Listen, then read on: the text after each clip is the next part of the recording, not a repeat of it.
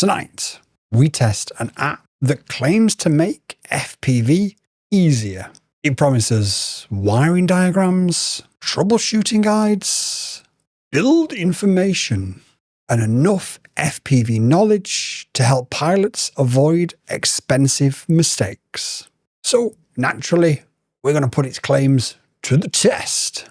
Can this app actually help to solve real FPV problems? Or is it just another app taking up room on your phone? This is the FPV Guidebook. Every FPV pilot has been in this situation. A burnt ESC, motors that don't seem to work properly or go the right way, or even spin when they should do. Incorrect wiring diagrams downloaded from the internet. This is where this app aims to change all that. In FPV, when you first get into it, the difficulty or the knowledge level is so difficult. You're working out how to actually fly the damn thing, bind the thing, where you solder what wire to what. And even if you're not building when you first get into the hobby, you still need to know all this stuff. You still need to know how to bind. You still need to know which wire goes where. Because when you crash it, and I promise you, you will, you'll need to know how to fix it. And that can be a real frustrating struggle. So let's do a couple of challenges. Challenge number 1. Let's find the ELRS wiring diagram. We're going to search for it on the internet, then we're going to search for it on the FPV Guidebook app, and we'll time it, and we'll see which one is quicker to bring up the information that you need. Every time you need information on where to do what and how to do this and how to do that, you tend to spend 45 minutes arguing with strangers on Facebook who are really well-meaning, but may not necessarily have the level of knowledge needed to answer your question in the first place. So, can you just open up the FPV Guidebook app instead and get the information and the resources there accurately and quickly? Well, before we go into any of that, what we need to do is we need to take an overview of this app and see exactly what it does and doesn't do, and take it from there. So let's have a quick whistle-stop tour of the FPV Guidebook app before we go into our challenges. This is the splash or the landing screen, and in here you've got a search box. You've also got a picture here. Now you can change that. We'll have a quick look at that in a second. On the right-hand side at the bottom, you've got a map. This map will show no-fly zones. It will also show fly spots. As an example, Willington Cooling Towers is one of my favourite fly spots, and it's on here. Now users can also add their own fly spots to it as well. So if you know somewhere that's really cool to fly, you can just double tap on it and you can add in your own fly spot. Really, really good. And that's only going to grow. The more people that adopt this app, the more people that use this app, this will grow and become an incredible resource. Like I say, it does also have no fly zones on there as well. Just verify them independently to make sure that they're up to date. But it's all available on here. You've also got a few different things up here as well. One of the great things, and I'm not actually going to press it, but one of the great things is tree recovery. And that uses the location on your phone and automatically brings up a list of tree surgeons near you. So if you've crashed your drone into a tree, maybe it's a $700-800 drone, maybe spending $100 on a tree surgeon to go and get it for you is probably going to be the cheapest option if you can't recover it yourself. So again, a great little resource there. You've got other things. You've got tools. So in tools, you've got motor comparisons, KVs, and all that sort of good stuff. You've also got tutorials. Now in here, the developers have told me what you can do is you can actually add your favorite content creator, such as, I don't know, there's a guy called Squatting Quads on YouTube. Maybe him. And as an example, in ELRS Setup, one of my videos happens to pop up. There's obviously videos from Bardwell and from all the other big content creators on here as well. But yeah, that's a cool little resource. You've got a focus chart as well to make sure that your FPV lens is actually in focus. I used this to focus my camera this morning. Okay, so that's a quick overview of some of the stuff in there. Over here now, on this button here, you've got the frequency planner, the frequency charts, and you can select all analog or just digital. So as an example, Boy Wonder FPV and I flew the other day. We both flew an analog, so we had a look on here to decide which channel was the sort of furthest away from each other. So as an example, we used E4 and R8, giving us the furthest away from each other. And you'd do the same thing if you was on DJI. You'd try and put yourself on one side And if you've got a mate who's on analog, you try and get him on the other side. And it just helps you plan your day a little bit better, just to make things a little bit less stressful when it comes to dealing with interference. So again, another great little resource there. And you've got a little glossary here as well at the bottom, and legal stuff. So in here is your own personalized landing page. You can add an avatar to it. You can add products. You can submit things. You can save products. You can look at your past search histories. You can also add your own wallpaper as well. Now, you saw on the initial splash screen, that was a picture that I put up a couple of weeks ago, I think. But let's put up a new one. Okay, so let's select the Deep Space Dino 20 because it's the most recent one. Once you've done that, it'll automatically apply it. So if you go back to the front page, I don't know if you can move them around or whether you've just got to change aspect ratio before you actually upload it. I'm not sure on that. That's one thing I haven't checked out with the developers. Where it gets really interesting and where it becomes an incredible resource is in the catalog. This is the thing that sets this app apart from anything else. And it's not conjecture when I say I genuinely believe that this app could become the most important app in all of FPV.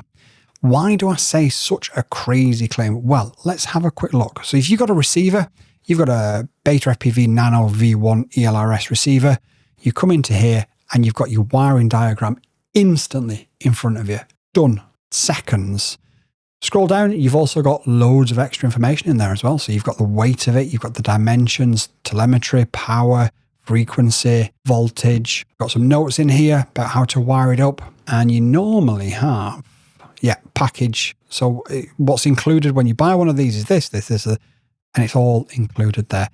And that's just one item. Let's go to flight controllers. On here, you can see this is a flight controller. This is a Beta FPV F722. You've got the front and you've got the back of it. Okay, bit difficult to see. So just double tap on it. And I am doing this with one hand, so it does get a little bit finicky with one hand. I've got massive hands, and if I brought my hands in, you wouldn't be able to see anything.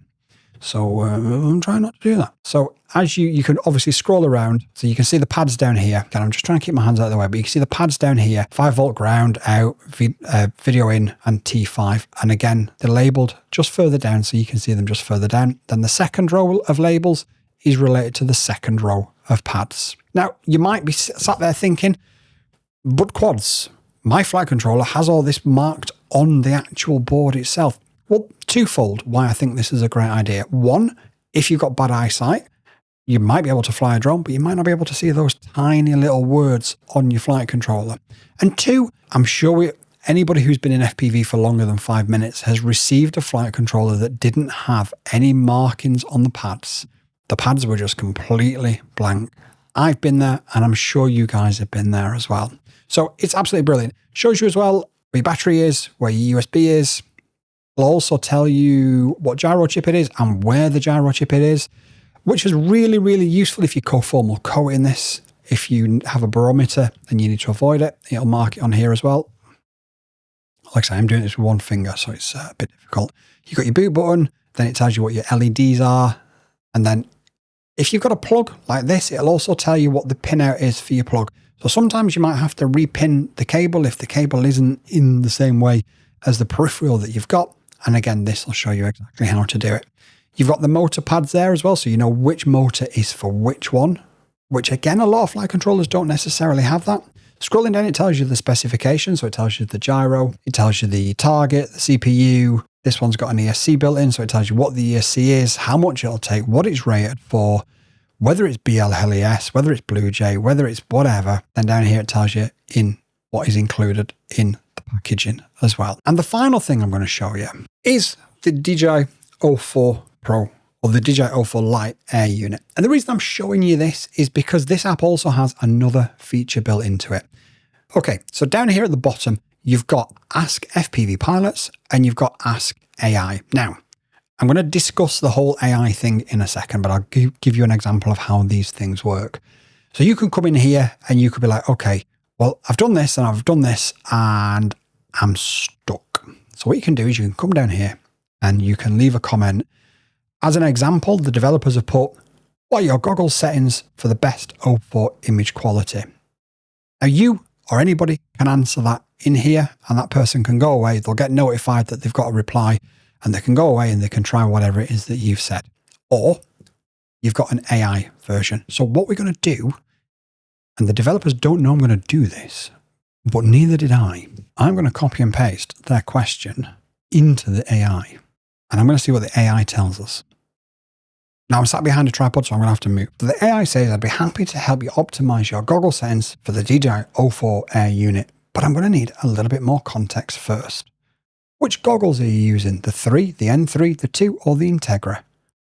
What's your priority? Lowest latency, such as racing mode, best image quality and sharpness, best signal penetration and range, or a balance of all 3? What camera are you running on the O4? The integrated camera that ships with it, or a separate FPV camera mounted alongside? The O4 supports different bandwidths and frame rates, combinations depending on your goggles and flying style.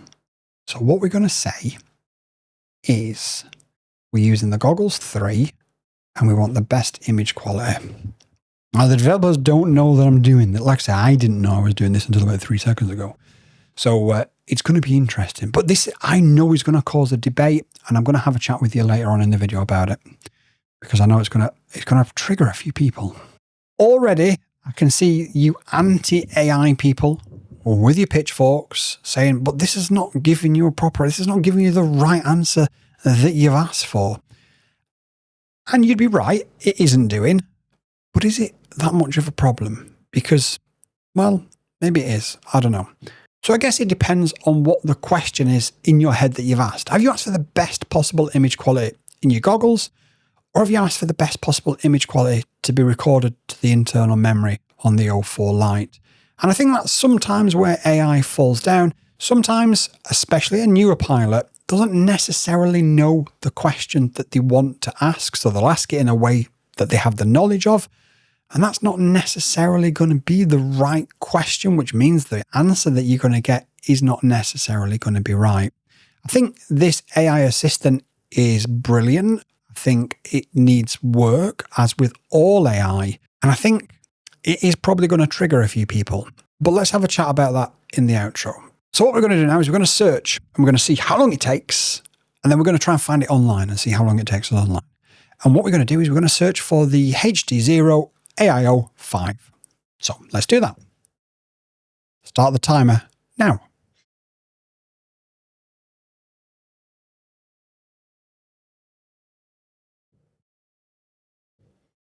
Okay, stop the timer. We've now got our wiring diagram. I don't know how long that was, but let's go and try it on the PC. Okay, so now we race with the PC. Start the timer.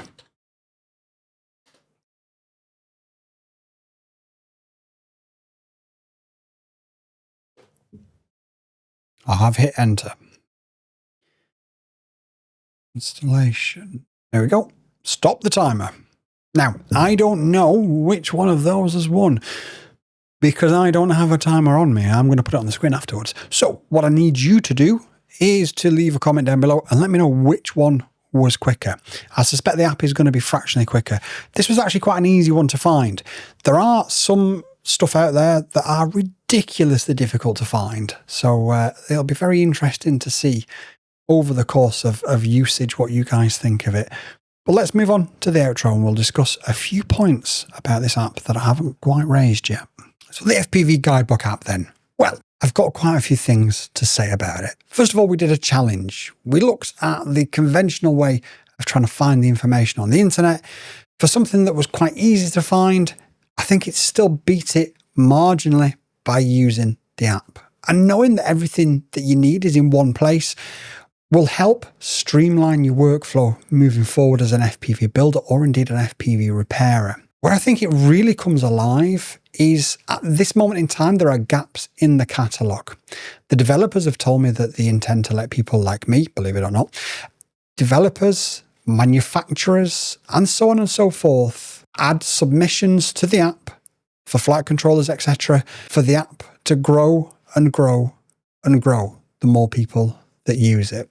And I've got to be honest, that's quite exciting because as it stands at the minute, if you've got the item that's in here, or you're curious to buy one of the items and you want to do a bit of research on it, this becomes really invaluable. Where it becomes essential is if all of the manufacturers, etc., start uploading their products and their information to it, and it expands massively. Now, it's not without controversy, of course. The Ask a Creator or the Ask the Community section is brilliant. And you can get an answer there. And hopefully it's by people who have the knowledge to be able to reply properly.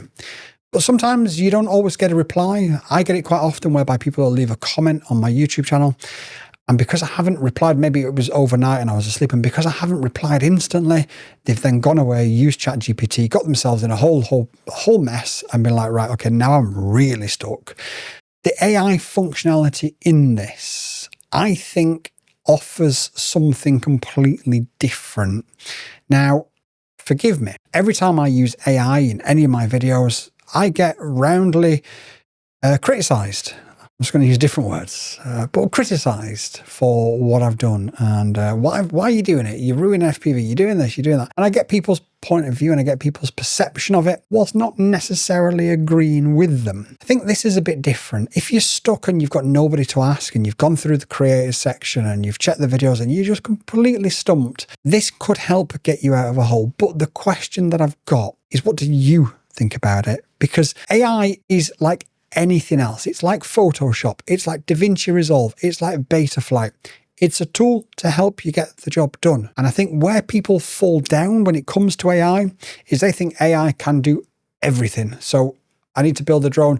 AI is going to do it all for me. Where that falls down is, would you ask Betaflight to fly your drone? Would you ask DaVinci Resolve to edit and decide where the cuts go and decide which clip starts and which clip ends and where the music goes? You wouldn't. You would use it as a tool. And I think that's where the problem is with AI. People don't use it as a tool. People see it as the be all and the end all. I use it as a tool for thumbnails, try and refine them as much as possible and make them as least AI as possible. But in the YouTube game, it has to stand out. And if it doesn't stand out, people just don't click it. I've got evidence of that. It is what it is. So I think this is going to be an interesting debate, and I love to hear your thoughts in the comments down below as to whether or not you think this is a good idea or a bad idea, whether you think AI should just die a death and get out of this app and get out of everything FPV related, or whether you agree with me that it is just a tool and a tool that can be used to help further the situation that you're in. So that's my 2 penneth on it. I think the app is amazing. I think it can become the best resource in FPV. It needs expanded from a catalog point of view, and the developers have already looked and addressed that by getting manufacturers, etc. on board, and they have given me access to it. I haven't had chance to look at it with everything else going on, but hopefully I'm going to have chance in the next few weeks to have a look at it and to come back with a further video. But I needed to get this out on release day. Release day is June the 9th, and here we are, it's June the 9th. So happy June the 9th if you celebrate it. I don't know. Listen, you've all been absolutely amazing. I think this app is a really, really, really good resource. I'm going to leave a link to it in the description down below. It is now available on Android and iOS.